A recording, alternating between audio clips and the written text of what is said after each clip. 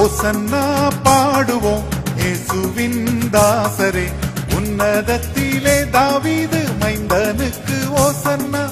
ஓசன்னா பாடுவோம் இயேசுவின் தாசரே, உன்னதத்திலே தாவீது மைந்தனுக்கு ஓசன்னா. உன்னதத்திலே தாவீது மைந்தனுக்கு ஓசன்னா.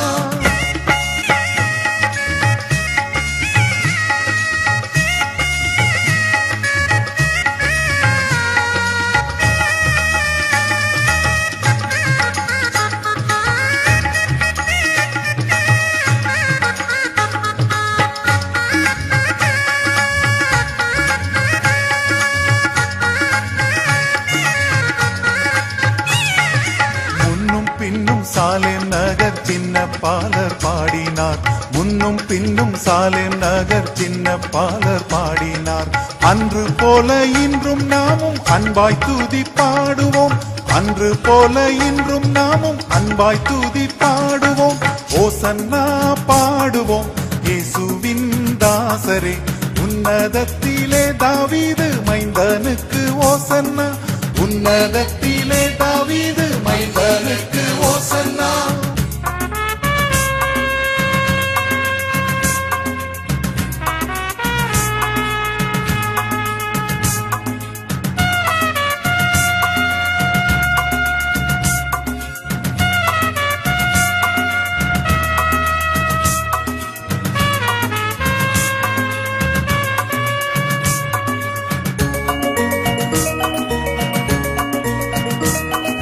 சின்னமாரி மீதில் ஏறி அன்பர் பவனி போனார், சின்னமாரி மீதில் ஏறி அன்பர் பவனி போனார். இன்னும் என்னகத்தில் அவர் என்றும் அரசாளுவார், இன்னும் என்னகத்தில் அவர் என்றும் அரசாளுவார். ஓசன்னா பாடுவோம் இயேசுவின் தாசரே, உன்னதத்திலே தாவீது மைந்தனுக்கு ஓசன்னா. உன்னதத்திலே தாவீது மைந்தனுக்கு ஓசன்னா.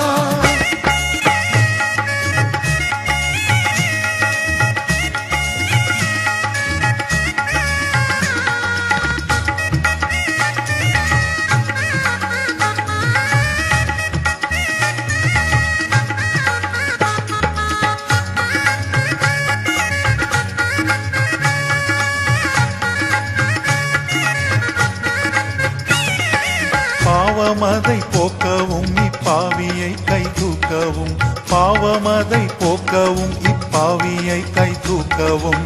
பாசமுள்ள ஏசையா பவனியாக போகிறார், பாசமுள்ள ஏசையா பவனியாக போகிறார். ஓசன்னா பாடுவோம் இயேசுவின் தாசரே, உன்னதத்திலே தாவீது மைந்தனுக்கு ஓசன்னா. உன்னதத்திலே தாவீது மைந்தனுக்கு ஓசன்னா.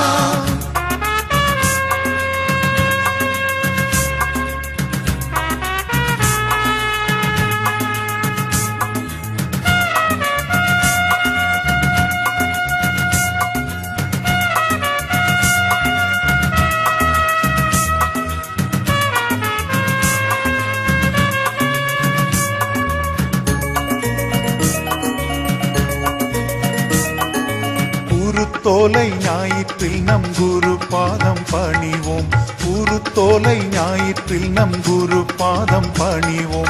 கூடியருள் பெற்று நாமும் திரியேகரை போற்றுவோம், கூடியருள் பெற்று நாமும் திரியேகரை போற்றுவோம். ஓசன்னா பாடுவோம் இயேசுவின் தாசரே, உன்னதத்திலே தாவீது மைந்தனுக்கு ஓசன்னா. ஓசன்னா பாடுவோம் இயேசுவின் தாசரே, உன்னதத்திலே தாவீது மைந்தனுக்கு ஓசன்னா. உன்னதத்திலே தாவீது மைந்தனுக்கு ஓசன்னா.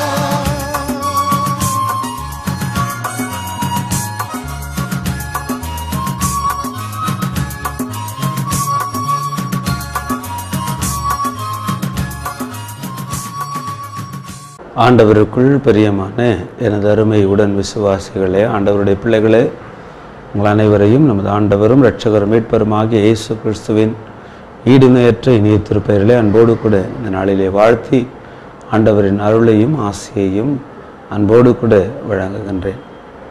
இன்று குருத்தோலை ஞாயிறு. ஆண்டவராகிய இயேசுவானவர் எருசலேமு நகரத்தை நோக்கி மேற்கொண்ட அவருடைய பயணம். குருத்தோலைகளை பிடித்து கொண்டு முன்னடப்பாரும் பின்னும் நடப்பாரும் தாவீதின் மைந்தனுக்கு ஓசன்னா என்று சொல்லி ஆர்ப்பரிப்போடு கூட அவரை சூழ்ந்து அவரை வாழ்த்தி பாடல்களை பாடிக்கொண்டு செல்லுகின்றார்கள். கழுதையின் மேல் பவனியாக வருகின்ற ஆண்டவர்.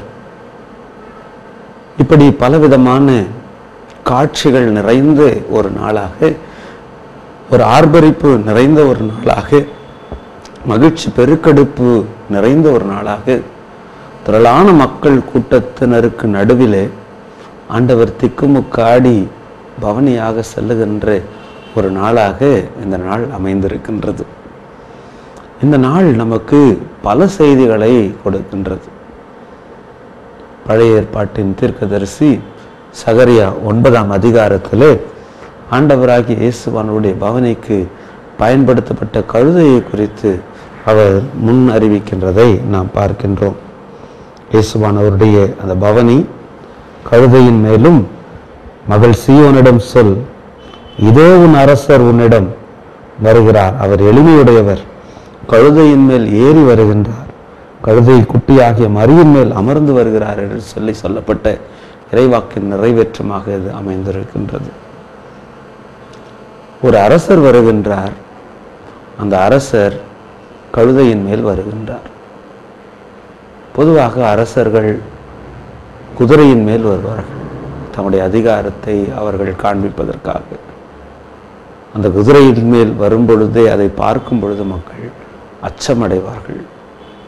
அவர்களை பார்த்தவுடன் ஒரு கலக்கம், நடுக்கம் ஏற்படும். இயேசுவனுடைய காலத்திலே அரசருடைய பிரதிநிதிகளாக இருந்தவர்கள் குதிரைகளை பயன்படுத்தி மக்கள் மத்தியிலே வரும்பொழுது அதை பார்க்கின்றவர்களுக்கு ஒரு அச்சம் ஏற்படும். குதிரை குளம்புகளின் சத்தத்தை கேட்கும் பொழுதே ஒரு அதிகார தோரணை அதில் வெளிப்படும். ஆனால் பெரும்பாலும் பரவலாக சமாதானத்திற்கு வருகின்றவர்கள், அமைதிக்கு வருகின்றவர்கள், ஒப்புரவாகுதலுக்கு வருகின்றவர்கள், அவர்கள் கழுதையின் மேல், கோவேறு கழுதையின் மேல் வருவது வழக்கம். ஏனென்றால் கழுதை எளிமையையும் அமைதியையும் சாந்தத்தையும் வெளிப்படுத்துவதன் ஒரு அடையாளமாக காணப்படுகின்றது. எனவே ஆண்டவராகிய இயேசுவானவருடைய பவனி ஒரு அரசருடைய பவனி.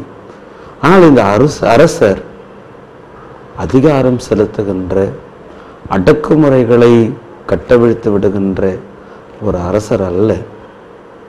மாறாக எளிமை உள்ளவர், அமைதி நிறைந்தவர், மக்களுக்கு வாழ்வை அளிக்கின்றவர். இங்கே மக்கள் அவருடைய வருகையிலே பாடுகின்ற பாடல் ஓசன்னா என்று அவர்கள் ஆர்ப்பணிக்கின்றார்கள். மகிழ்ச்சியின் பாடலை பாடுகின்றார்கள். ஓசன்னா, ஆண்டவரே இன்றே எங்களை விடுவியும் என்று இயேசுவானவரிடத்திலே அவர்கள் தங்களுடைய வேண்டுதலை வைக்கின்றார்கள்.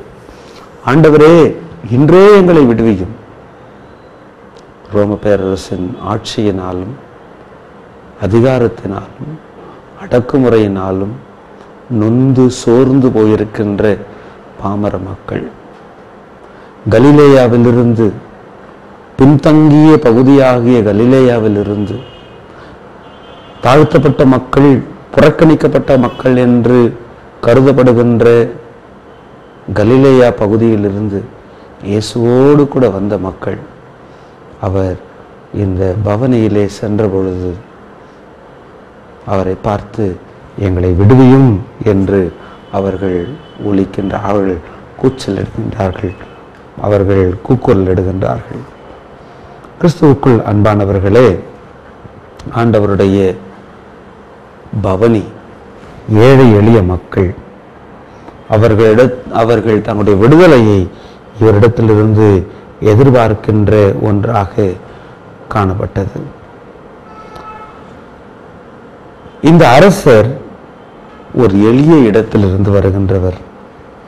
இவரை பற்றி கேட்கின்றார்கள், இவர் யார் என்று கேட்கும் பொழுது இவர் கலிலேயாவில் உள்ள நாசரேத்து ஊரை சார்ந்தவர்.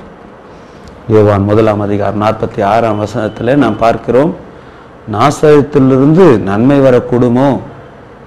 அப்படிப்பட்ட ஒரு புறக்கணிக்கப்பட்ட இடம் கலிலேயா என்பது ஒரு புறக்கணிக்கப்பட்ட மக்கள் வாழுகின்ற இடம். அதிலும் நாசரேத்தூர் என்பது ஒரு குக்கிராமம், ஒரு ஒரு மறக்கடிக்கப்பட்ட ஒரு இடம். இப்படிப்பட்ட ஒரு கேள்வியிலிருந்து, இப்படிப்பட்ட ஒரு இடத்திலிருந்து இஸ்ரவேலின் மாற்றத்திற்கான தாவீதின் வழிமரபிலிருந்து ஒரு அரசர் தோன்றுவார் என்பது அவர்களால் எண்ணிக்கூட பார்க்க முடியாத ஒன்று. தாவீதின் மைந்தனுக்கு ஓசனா என்று சொல்லி தாவீதை நினைவு கூறுகின்றார்கள். அவர்கள் கலிலேயாவில் இருந்து வந்தவர்கள், இங்கிருந்து அவர்கள் நன்மையை பெற்றுக்கொள்ள இயேசுவை அவர்கள் நோக்கி வருகின்றார்கள். இந்த இடத்துல தாவீது நினைவு கூறப்பட வேண்டியவர். இஸ்ரவேலுடைய வாழ்க்கை வரலாற்றிலே ஒரு அரசியல் மாற்றத்திற்கு வித்திட்டவர் தாவீது. 1 சாமுவேல் 16 அதிகாரத்திலே அவர் எபிரோனிலே அரசராக முடிசூட்டப்பட்டார். ஆனால் அவருடைய சொந்த ஊர் பெத்லகேம் என்கின்ற ஒரு குக்கிராமம். 2 சாமுவேல் 2 அதிகாரத்தில் தாவீது பற்றி நாம் ஒரு சம்பவத்தை வாசிக்கின்றோம். அது என்னவென்றால், தாவீது எபூசியரின் பட்டணத்தை கைப்பற்றுகின்றார். எபூசியரின் பட்டணத்தை அவர் கைப்பற்றிய உடனே அந்த எபூசியரின் பட்டணத்திற்கு எருசலேம் என்று எருசலேம் நகருக்கு எருசலேம் என்று அவர் அதற்கு பெயர் வைக்கின்றார். அந்த எருசலேம் நகரையே தன்னுடைய தலைநகராக மாற்றுகின்றார். ஒரு கிராமத்திலிருந்து வந்தவர் தன்னுடைய கிராம பின்னணியை மறந்துவிட்டு நகரத்தை மையமாக கொண்ட ஒரு வாழ்க்கைக்கு தன்னை உட்படுத்தி கொள்ளுகின்றார். இன்றைக்கும் இந்த நகரமயமாதலின் சூழ்நிலையிலே கிராமங்களின் பண்புகள், தகவுகள், மதிப்பீடுகள், நம்பிக்கைகள் மறக்க மழுங்கடிக்கப்படுகின்றன என்பதை நாம் உணர வேண்டும்.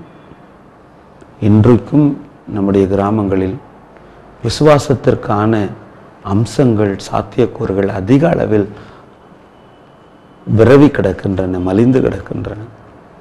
நகரமயமாதலின் சூழ்நிலையிலே உறவுகளுக்கு நாம் முக்கியத்துவம் கொடுப்பதில்லை, உறவுகளை மதிப்பதில்லை, சக மனிதனுடைய நம்பிக்கையை நாம் மதிப்பதில்லை.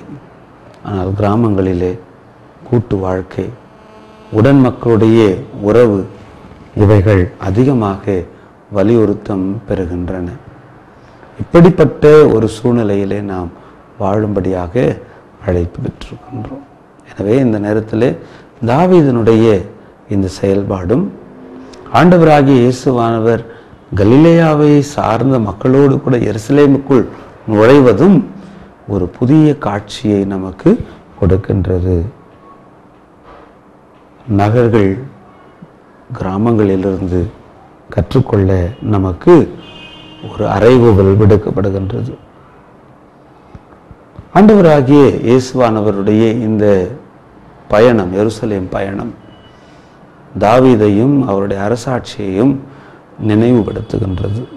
தாவீது அரசனாக ஊர்வலம் வந்த பொழுது படைசூழ, இராணுவ படைசூழ அவர் ஊர்வலமாக வருவதை மக்கள் காண்ட செய்திகள், வரலாறுகள் இருந்தன. அரசாட்சியின் வலுவை இராணுவம் கூட்டி கொடுத்தது.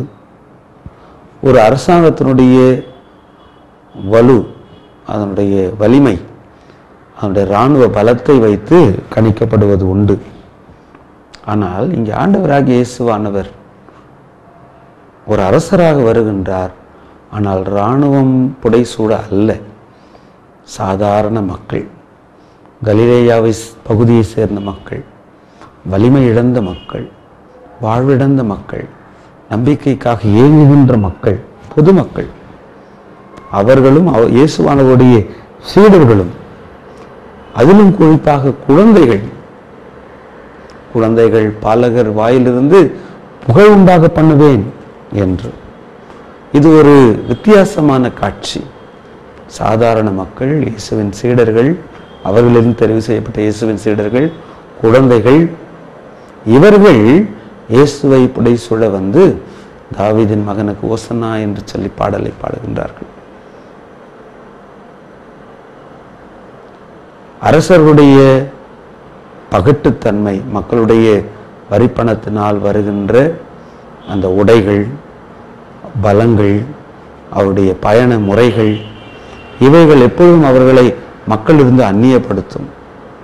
அதிகாரம் கூட கூட கூட மக்களிடத்திலிருந்து அந்நியப்படுகின்ற தலைவர்களை தான் நாம் பரவலாக பார்க்க முடிகின்றது.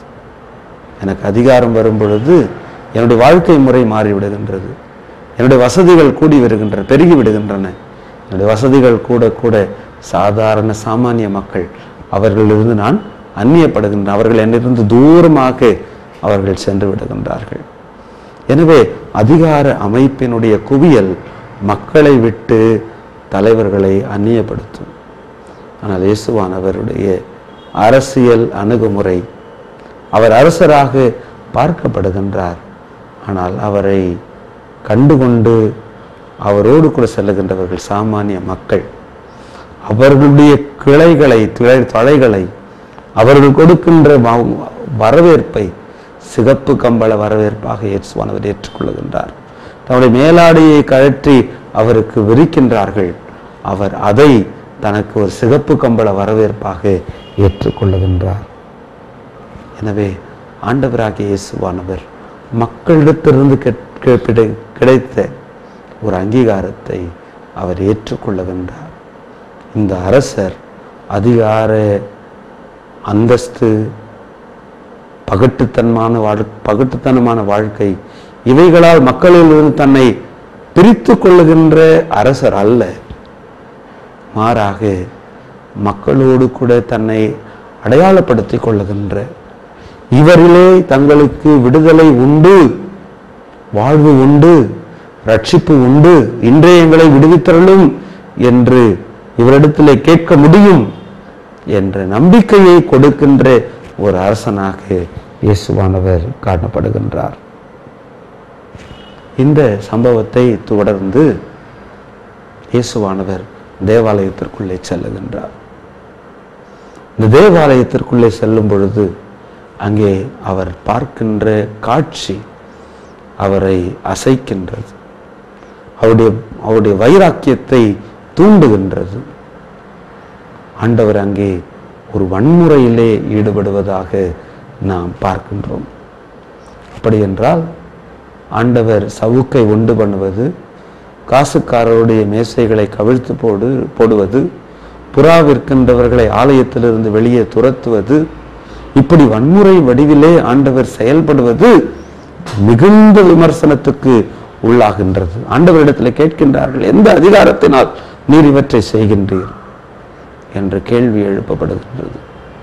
இப்படி மிகுந்த விமர்சனத்திற்கு உள்ளாக்கப்படுகின்ற இந்த செய்தியை நாம் படிக்கின்றோம். வன்முறை ஆண்டவர் ஒரு பொழுதும் ஏற்றுக்கொள்வது அல்ல. ஆனால் அதற்காக எல்லா நேரத்திலும் அமைதியாகவும் இருக்க முடியாது.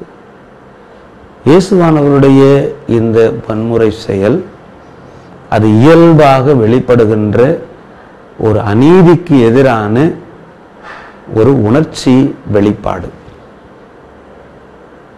ஒரு அநீதியான அமைப்பு செயல்பாடுகளை பார்க்கும் பொழுது இயல்பாக வெளிப்படுகின்ற ஒரு உணர்வு. இது ஒரு திட்டமிட்ட வன்முறை செயல் அல்ல. It was not a planned violence. It was a spontaneous violence. அதை வயலன்ஸ், வன்முறை என்று கூட நாம் சொல்ல முடியாது. ஒரு எதிர்ப்பு, ஒரு நியாயமான இயல்பாக வெளிப்படக்கூடிய ஒரு எதிர்ப்புணர்வு. எதை பற்றியதான எதிர்ப்புணர்வு? இயேசுவானவர் தேவாலயத்திற்குள்ளே சென்று நேராக மகா பரிசுத்த ஸ்தலத்திலே போய் அங்கிருக்கின்ற பீடத்தை எல்லாம் அவர் தரைமட்டமாக்கவில்லை, அவற்றை கவிழ்த்து போடவில்லை. ஆலயத்திலே நடைபெறுகின்ற அநீத அமைப்புகளை கவிழ்த்து போடுகின்றார். ஆதிக்க மரபுகளை, ஆதிக்க செயல்களை அவர் களைய முற்படுகின்றார். இயேசுவானவருடைய இந்த வன்முறை நிகழ்வு என்று சொல்லப்படுகின்ற இந்த சோகால்டு வன்முறை, நான் வன்முறை என்று அதை சொல்ல மாட்டேன், அந்த நிகழ்வு யாருக்கு எதிராக, யாருக்கு சார்பாக நடைபெறுகின்றது? தேவாலயம் பல பிரிவுகளை உடையதாக இருக்கும். அதனுடைய அமைப்பு, ஆசாரியர்கள் மட்டும் செல்லுகின்ற பகுதி,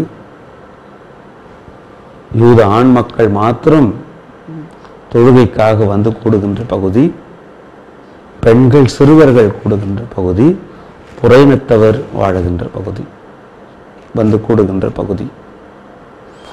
ஆண்டவர் இந்த செயலுக்கு பின்பதாக அவர் சொல்லுகின்ற செய்தி, என் வீடு சகல மக்களினத்தாருக்கும் இறைவேண்டலின் வீடு எனப்படும், சகல ஜனத்திற்கும் ஜப வீடு எனப்படும். நீங்களோ அதை கள்ளர் குகையாக்கினீர்கள். தேவாலயத்திற்குள்ளே எல்லாரும் வருவதற்கான ஒரு அமைப்பு இருந்தது. ஒரு படிநிலை அமைப்பாக இருந்தாலும் அனைவரும் உள்ளே வருவதற்கான ஒரு அமைப்பும் ஒழுங்கும் இருந்தது. புறையினத்தவரும் வரலாம். இங்கே வைக்கப்பட்டிருந்த கடைகள், சந்தை மயமாக்கப்பட்ட இடம், புறையினத்தார் வந்து கூடுகின்ற இடம், புறையினத்தார் வந்து கடவுளை தரிசிக்கின்ற இடம்.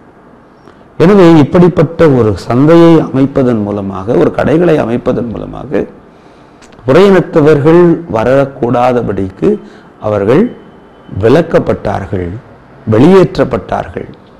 அவங்க வேற இடம் எங்கேயும் வர முடியாது. மற்ற இடங்கள் எல்லாம் அவரவருக்கு என்று குறிக்கப்பட்ட பகுதிகள், வேறு எவரும் அங்கே வர முடியாது. புறையினத்தவர் வந்து சேர முடியாது. ஏனென்றால் அங்கே கடைகள் ஏற்கனவே விதிக்கப்பட்டிருக்கின்றன. அதன் வழியாக இவர்களுடைய ஆக்சஸ் தடை செய்யப்பட்டிருக்கின்றது. இப்படிப்பட்ட ஒரு சூழ்நிலையிலே தான் இயேசுவானவர் அந்த கடைகளை அப்புறப்படுத்துகின்றார். என் வீடு சகல ஜனத்திற்கும் ஜப வீடு எனப்படும். நீங்கள் அதை உங்கள் விருப்பப்படி ஒரு சிலரை நீங்கள் அதிலிருந்து வெளியேற்றி கள்ளர் குகையாக்கி விட்டீர்கள். ஆண்டவருக்குள் அருமையானவர்களே, இன்றைக்கு திருச்சபை என்பது எல்லா மக்களும் ஆண்டவரை வழிபட கூடி வருகின்ற ஒரு இடமாகும். ஆண்டவருடைய உறவை உடன் மக்களோடு கூட இணைந்து அனுபவிக்கின்ற இடமாகும். ஆண்டவர் கொடியவர்களின் கூடாரமாக கோவில் ஒருபொழுதும் ஆகக்கூடாது என்கின்ற செய்தியை இந்த இடத்திலே நமக்கு வலியுறுத்தி கூறுவதை நாம் பார்க்கின்றோம். கிறிஸ்துவுக்குள் அன்பானவர்களே, நம்முடைய வழிபாட்டு தலங்கள் அனைவரும் கூடி வருவதற்கு ஏற்ற இடமாக இருக்கின்றதா? வழிபாட்டிற்கென்று நாம் கூடி வரும் பொழுது அனைவரையும் அரவணைக்கின்ற பண்பும் செயல்பாடும் நம்மிடத்தில் காணப்படுகின்றதா? நாம் சற்று ஆராய்ந்து பார்க்க வேண்டும். நமக்குள்ளும் பிரிவினையின் எண்ணங்கள், ஒரு சிலரை சேர்த்து கொள்வது, மற்றவர்களை புறக்கணிக்கின்ற பாகுபாடு எண்ணங்கள் மலிந்து காணப்படுகின்ற சூழ்நிலையிலே ஆண்டவர் நமக்கு எதிராக அவர் சவுக்கை உண்டு பண்ணுகின்றவராக இருக்கின்றார் என்பதை நாம் ஒருபொழுதும் மறந்துவிடக்கூடாது. மூன்றாவதாக, ஆண்டவராகிய இயேசுவானவருடைய இந்த ஆலய பிரவேசம், ஆலயத்திற்குள்ளே அவர் செல்லுகின்ற செய்தி நம்முடைய கவனத்தில் இன்னொரு சம்பவத்தை கொண்டு வந்து நிறுத்துகின்றது. இந்த செய்தியை மத்தேயு மாத்திரமே நமக்கு குறிப்பிடுகின்றார். அது என்னவென்றால், மத்தேயு 21ஆம் அதிகாரம் 14-15 பின்பு பார்வையற்றோரும் கால் ஊனமுற்றோரும் கோவிலுக்குள் இருந்த அவரை அணுகினர். இயேசு அவர்களை குணமாக்கினார். அவர் வியத்தகு செயல்கள் செய்வதையும், தாவீதின் மகனுக்கு ஓசன்னா என்று கோவிலுக்குள் சிறு பிள்ளைகள் ஆர்ப்பரிப்பதையும் கண்டு தலைமை குருக்களும் மறைநூல் அறிஞரும் கோபமடைந்தார்கள் என்று இயேசுவினிடத்திலே பார்க்கிறோம். இயேசுவினிடத்திலே தொடர்ந்து கேட்பதை நாம் பார்க்கின்றோம்.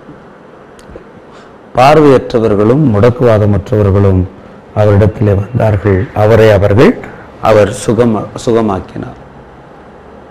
நம்ம எல்லாருக்கும் தெரியும், தாவீதினுடைய காலத்தில் எபூசியருடைய பட்டணத்தை அவர் கைப்பற்றிய பொழுது எபூசியருடைய பட்டணத்தில் இருக்கின்ற மக்கள் 2 சாமுவேல் 5ஆம் அதிகாரத்தில் தாவீது படையை நோக்கி சவால் விடுகின்றார்கள். நீர் இந்த எபூசியருடைய பட்டணமாகிய எங்களுடைய பட்டணத்தை கைப்பற்ற வரும்பொழுது நாங்கள் யாரும் வந்து உம்மிடத்திலே போரிட வேண்டியதில்லை. எங்களிடத்தில் இருக்கின்ற பார்வையற்றவர்களும் கால்காய் ஊனமுற்றவர்களுமே தாவீதையும் அவனுடைய படைகளையும் எதிர்த்து போரிட்டு அவர்களை துரத்தி அடித்து விடுவார்கள் என்று அவர்கள் ஒரு சவால் விடுகின்றார்கள். தாவீதினுடைய படை வலிமை மிக்க படை, அவனுடைய பலம் மிகப்பெரியது. எல்லா நாடுகளையும் கைப்பற்றி வந்து கொண்டிருக்கின்ற ஒரு படை. ஒரு சாதாரண ஒரு மக்கள் விடுகின்ற இந்த சவால் தாவீதை எரிச்சல் படுத்துகின்றது. தாவீது உளமாற வெறுக்கின்ற மக்களாக இவர் பார்வையற்றவர்களும் முடக்குவாதமற்றவர்களும் கருதப்படுகின்ற அளவுக்கு அந்த சவால் அமைந்திருந்தது. அன்றைக்கு எபூசியர் நகரம் கைப்பற்றப்படுகிறது. தாவீது படை வெற்றி பெறுகின்றது. தாவீது அந்த நகரத்தை தன்னுடைய தலைநகராக்கி அதற்கு எருசலேம் என்று பெயரிடுகின்றார்.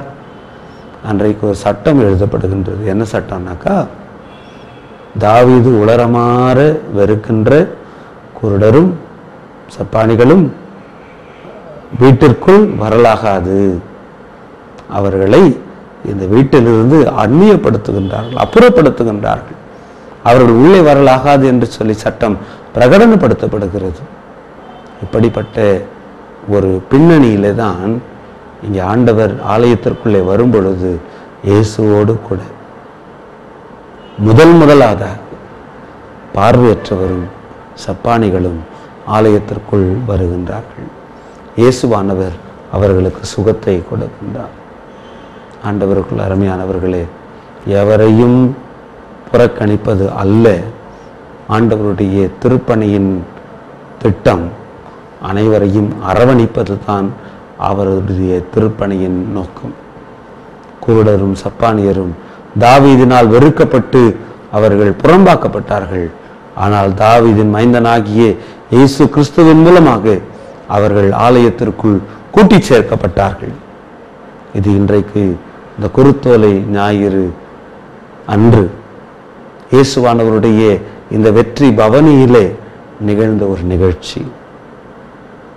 ஆண்டவர் எளிய மக்களுடைய வரவேற்பை ஏற்றுக்கொள்ளுகின்றார். அவர்களுக்கு விடுதலையை தன் மூலமாக கிடைக்க பெறும் என்கின்ற நம்பிக்கையை அவர் உறுதிப்படுத்துகின்றார். அடுத்தபடியாக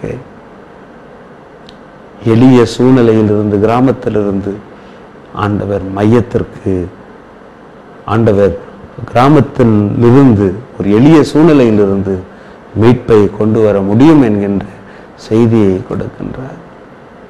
ஆண்டவர் எருசலேமிலே தேவாலயத்தில் சுத்திகரிப்பதன் மூலமாக எல்லா மக்களையும் தனக்குள் ஒன்று சேர்க்கின்றார். புறக்கணிக்கப்பட்ட பார்வையற்றவரையும் முடக்குவாதமற்றவர்களையும் ஆண்டவர் ஆலயத்திலே சுகப்படுத்துகின்றார். இப்படி பல நிகழ்வுகள் அந்த குருத்தோலை வெற்றி பவனியின் நாளிலே நடைபெற்றது. இவற்றையெல்லாம் நாம் மனதில் நிறுத்தி ஆண்டவருடைய மீட்பை, ரட்சிப்பை, முழுமையான வாழ்வை நாம் பெற்றுக்கொள்வோம். ஆண்டவர் தன்னுடைய திருப்பணியிலே இப்படிப்பட்ட செயல்களை செய்ததனாலே அவர் துன்பங்களை ஏற்க வேண்டியது இருந்தது. ஆண்டவர் சொல்லுகின்றார், அவர்கள் மறைநூல் அறிஞர் கோபம் அடைந்தார்கள். இவர்கள் சொல்வது கேட்கிறதா என இயேசுவிடம் கேட்கிறார்கள். ஆம், பாலகரின் மழையிலும் குழந்தைகளின் மொழியிலும் உம்மை புகழ ஏற்பாடு செய்தீர் என்று ஒருபொழுதும் மறைநூலில் படித்ததில்லையா என்று கேட்டார். பின்பு அவர் அவர்களை விட்டு அகன்று நகரத்திற்கு வெளியே உள்ள பத்தானியாவுக்கு சென்று அன்றிரவு அங்கே தங்கினார். இது அன்றைக்கு ஞாயிற்றுக்கிழமை நடந்த சம்பவம். கிறிஸ்துவுக்குள் அன்பானவர்களே, இந்த நாள் நமக்கு இவ்வளவு செய்திகளை நமக்கு சொல்லுவது நாம் மனதில் நிறுத்துவோம். ஆண்டவர் தாமே இந்த நாளின் ஆசீர்வாதங்களை, விடுதலை வாழ்வை, நம்பிக்கையை நமக்கும் நம்படியாக நம்மை சுற்றி இருக்கின்ற மக்களுக்கும் அருளி செய்வாராக. ஆமென். சின்ன மாறி மீதில் ஏறி அன்பர் பவனி போனார். சின்ன மாறி மீதில் ஏறி அன்பர் பவனி போனார். இன்னும் என்னகத்தில் அவர் என்றும் அரசாளுவார். இன்னும் என்னகத்தில் அவர் என்றும் அரசாளுவார். ஓசன்னா பாடுவோம் இயேசுவின் தாசரே, உன்னதத்திலே தாவீது மைந்தனுக்கு ஓசன்னா. உன்னதத்திலே தாவீது மைந்தனுக்கு ஓசன்னா.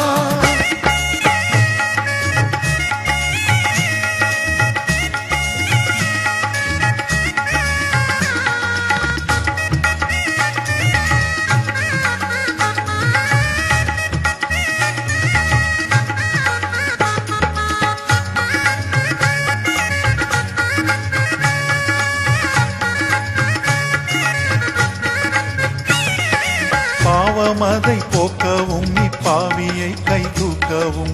பாவமதை போக்கவும் இப்பாவியை கை தூக்கவும். பாசமுள்ள ஏசையா பவனியாக போகிறார். பாசமுள்ள ஏசையா பவனியாக போகிறார். ஓசன்னா பாடுவோம் இயேசுவின் தாசரே, உன்னதத்திலே தாவீது மைந்தனுக்கு ஓசன்னா. உன்னதத்திலே தாவீது மைந்தனுக்கு ஓசன்னா.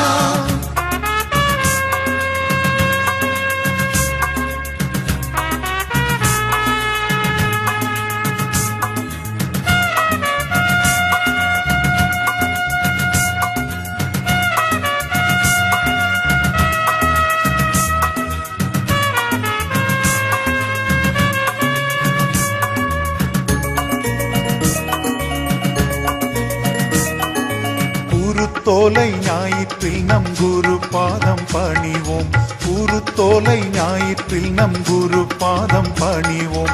குடியருள் பெற்று நாமும் திரியேகரை போற்றுவோம். குடியருள் பெற்று நாமும் திரியேகரை போற்றுவோம்.